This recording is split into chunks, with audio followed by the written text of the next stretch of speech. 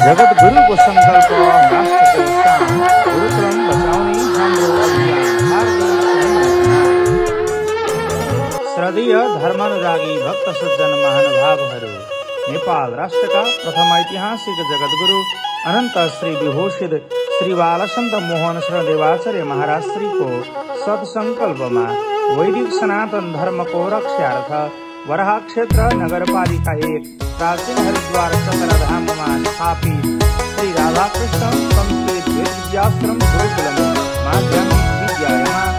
विद्यालयको स्तरोन्नयनका लागि यही मिति 2082 साल मङ्सिर 7 गतेदेखि 18 गतेसम्म रुद्रयाग सत्सङ्गी महायज्ञ सहित 12 दिवसीय श्रीमद्भागवत विराट ज्ञान महायज्ञको आयोजना भएकोले